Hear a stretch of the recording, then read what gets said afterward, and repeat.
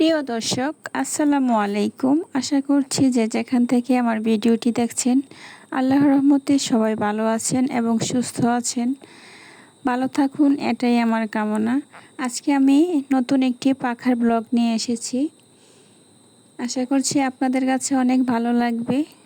আর ভালো লাগলে প্লিজ আমার চ্যানেলটিকে সাবস্ক্রাইব করে দিবেন। আর আমার ভিডিও আপনাদের কেমন লাগে অবশ্যই কমেন্ট করে জানাবেন। আমি কিন্তু অনেক কষ্ট করে আপনাদের জন্য ভিডিও তৈরি করি। সেই ভিডিওগুলো যদি আপনাদের ভালো না লাগে তাহলে আমার কষ্টটা ব্যর্থ। তো যাই হোক, সব কিছু মিলিয়ে আমার পাশে থাকবেন, আমাকে সাপোর্ট দিবেন।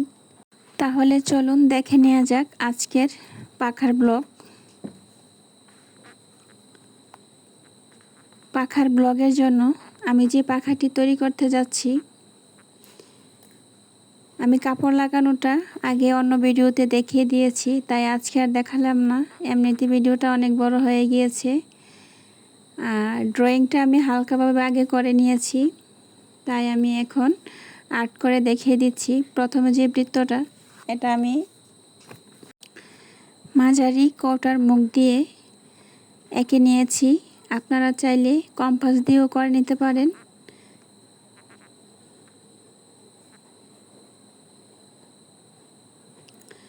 আর এখন আমি যে পাতাগুলো আর্ট করতেছি, এগুলো আপনারা চাইলে একটু মোটা কাগজে প্রথমে একটা আর্ট করে নিতে পারেন, তারপরে এটাকে কেটে সাইজ করে নিয়ে তারপর এরকমভাবে করে নিতে পারেন। আর বৃত্তগুলা বোতলের মুখ দিয়ে করে নিয়েছি। পাপড়িগুলো আমি নিচ থেকে আইডিয়া করে দিয়ে দিয়েছি।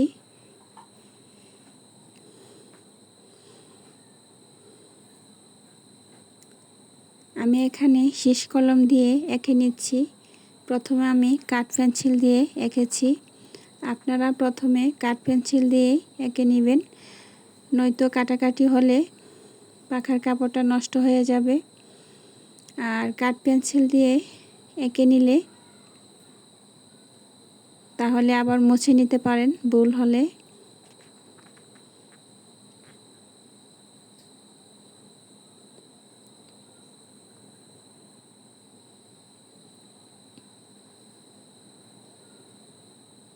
আমি যথাসাধ্য চেষ্টা করেছি সুন্দর করে একটি ড্রয়িং করার।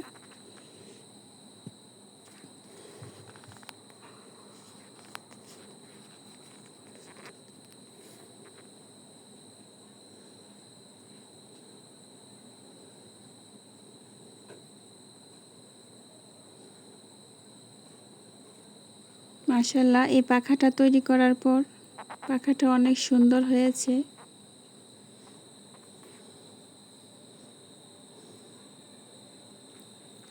যারা এই পাখাটি তৈরি করতে চান তারা ভিডিওটি না টেনে ফুল ওয়াচ করার জন্য অনুরোধ রইল।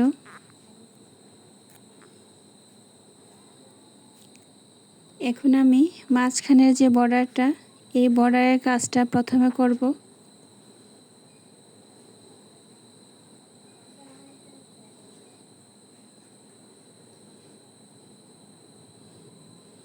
আসলে সব কিছু করতে গেলেই ধৈর্যের প্রয়োজন। আর আপনি যখন একবার শিখে যাবেন তখন আপনার কাছে একদম ইজি হয়ে যাবে। আমি স্টেপ বাই স্টেপ সেলাইটা দেখিয়ে দিচ্ছি, আপনারা ভালোভাবে লক্ষ্য করুন।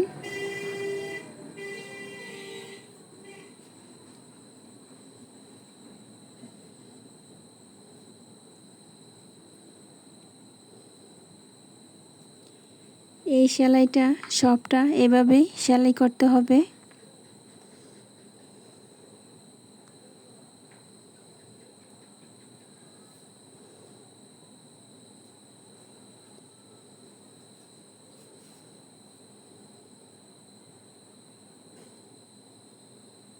এভাবেই আমি এই সবটা সেলাই করে নিয়েছি। আমার মাঝখানের বর্ডারের সেলাইটা প্রায় কমপ্লিট।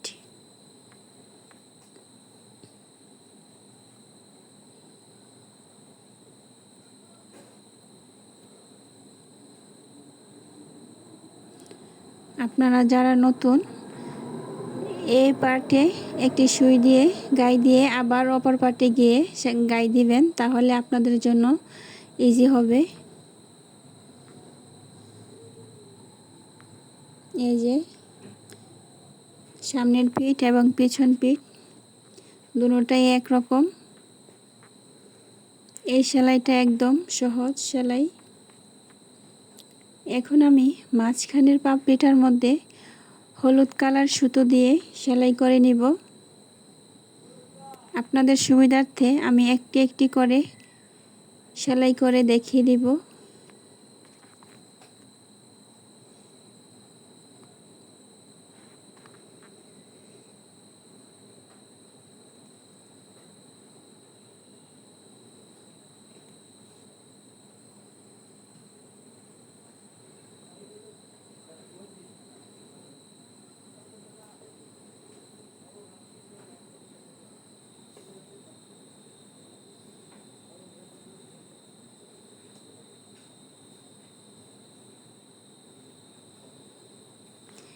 এই সেলাইটা দেখার পর আশা করি আর কারো কোনো সমস্যা হবে না।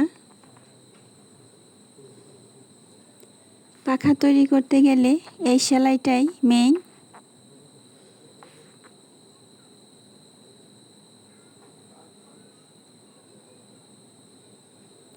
আমি যতগুলো পাখা তৈরি করেছি সবগুলো পাখাতেই এভাবেই সেলাই করেছি।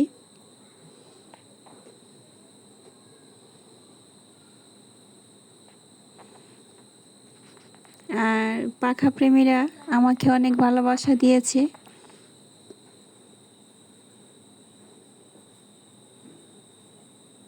এখন আমি এভাবে সবগুলো পাপড়ি করে নিয়েছি। এখন আমি আবারও সাইডের কাজগুলো করে নিব সবুজ কালার সুতো দিয়ে।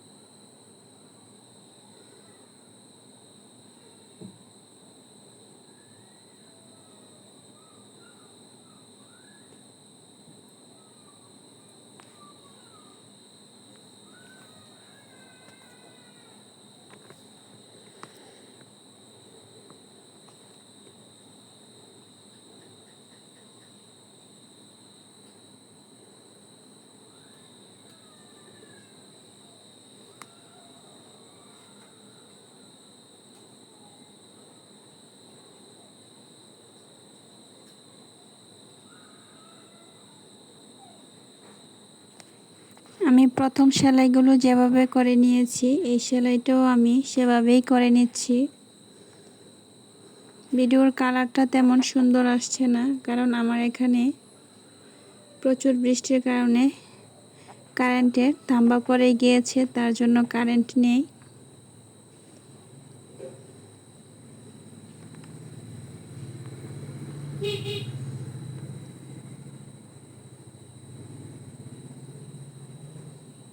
এভাবেই আমি সবগুলো পাপড়ি করে নিয়েছি। আপনারা দেখুন পাখাটা এখনই কতটা সুন্দর লাগছে। এখন আমি মাঝখানের বৃত্তগুলো করে নিব। আমি বৃত্তটাকে কালো সুতো দিয়ে করে নিচ্ছি। আপনারা চাইলে আপনাদের পছন্দ অনুযায়ী সুতো দিয়ে কাজটা করে নিতে পারেন, আবার কালো দিয়েও করে নিতে পারেন। কালো রংটা কিন্তু অনেকটা ফুটে উঠেছে।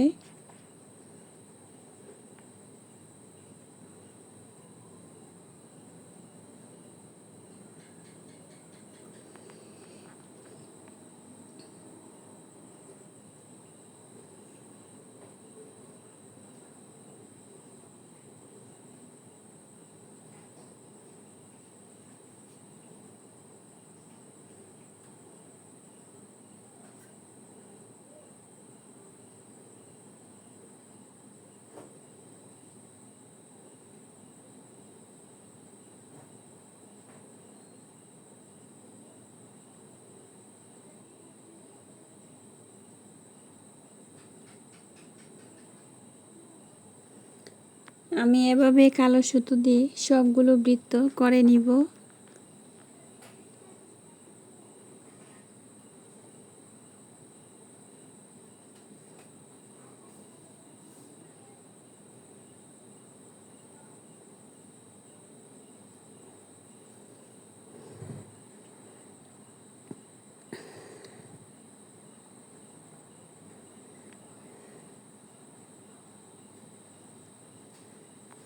এখন আমি পাপড়িগুলোকে সেলাই করে নিব।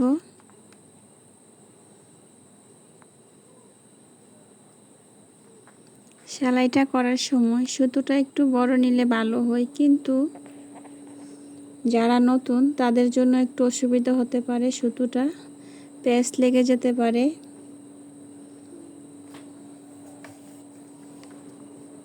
এমনিতে সুতোটা বড় নিলে সেলাইটাও ভালো হয়, এতগুলো গিট পড়ে না।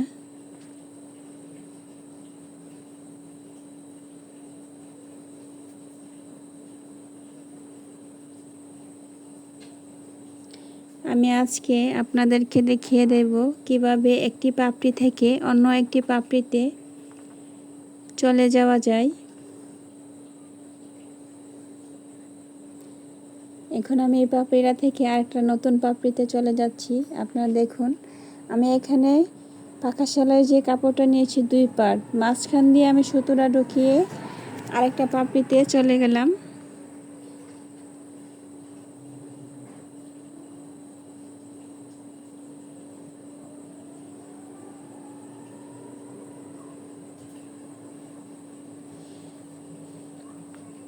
আপনারা যারা আমার চ্যানেলে নতুন তাদের কাছে আমার অনুরোধ রইল, আমার চ্যানেলটিকে সাবস্ক্রাইব করে দিবেন এবং বেল বাটনে অবশ্যই ক্লিক করবেন, যেন যে কোনো ভিডিও দেই না কেন সঙ্গে সঙ্গে পেয়ে যান।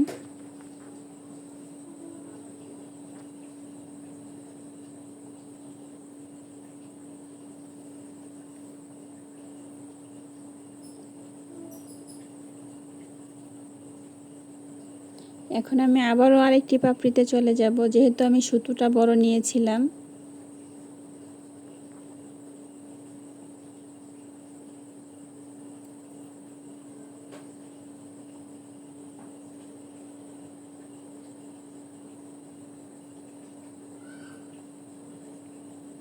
কোনো কিছু পেতে গেলে অনেক ত্যাগ স্বীকার করতে হয়, কষ্ট করতে হয়। তো আপনারা যদি ধৈর্য ধরে একটি পাকা সেলাই করেন তাহলে আপনাদের কাছে অনেকটা ইজি হয়ে যাবে।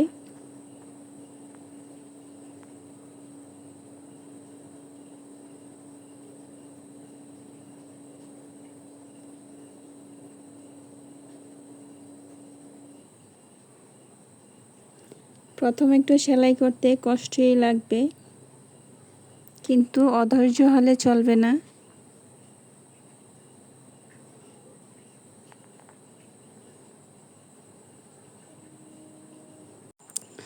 আপনারা দেখতে পাচ্ছেন আমি একটি সুতো দিয়েই 5টি পাপড়ি করে নিয়েছি।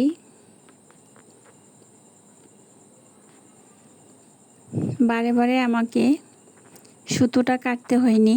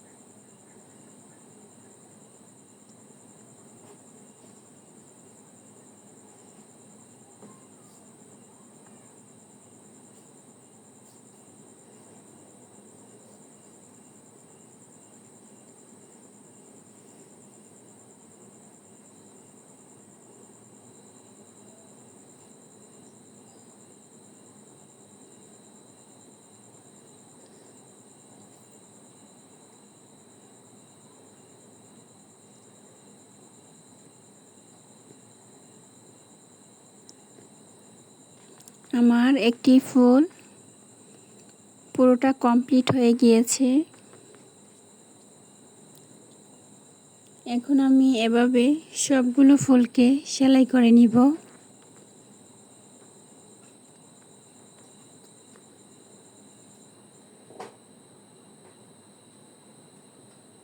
এই যে আমি মাঝখানে মা শব্দটি লিখেছি, আপনারা চাইলে অন্য কিছুও লিখতে পারেন বা নিজেদের নামও লিখতে পারেন। এখন আমি পাখার ঝালরটা লাগিয়ে নিব।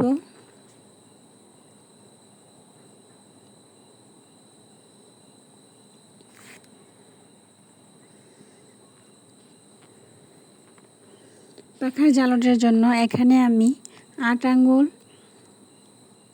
কাপড় নিয়েছি, মাঝখানে একটি দাগ টেনে নিয়েছি, মাঝখান বরাবর আমি সেলাই করে নিব। এটা আপনাদের সুবিধার্থে বলে দিয়েছি। যারা বড় ঝালর পছন্দ করেন তারা আরও বেশি কাপড়ও নিতে পারেন। একটি পাখার জন্য 1 গজ কাপড় লাগে ঝালরের জন্য।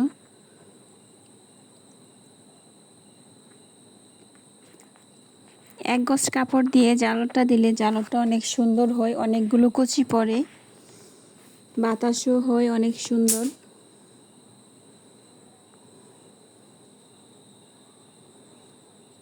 জামার মধ্যে যেভাবে কুচি করে এভাবে কুচি কুচি করে ধরে আমি সবগুলো কুচি দিয়ে দিব।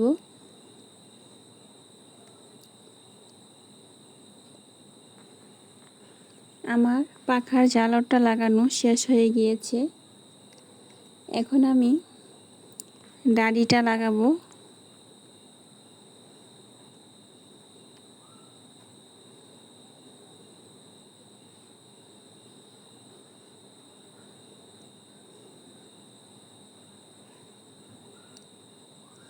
পাখার অন্য ভিডিওতে পাখার ডাঁড়িটা লাগানো পুরোপুরি দেখানো হয়েছে, তাই আমি এখানে ভিডিওটি আর বড় করিনি।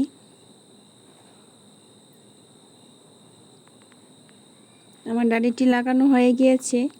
আজকের মতো এইখানেই বিদায় নিচ্ছি। সবাই ভালো থাকবেন, সুস্থ থাকবেন। আসসালামু আলাইকুম।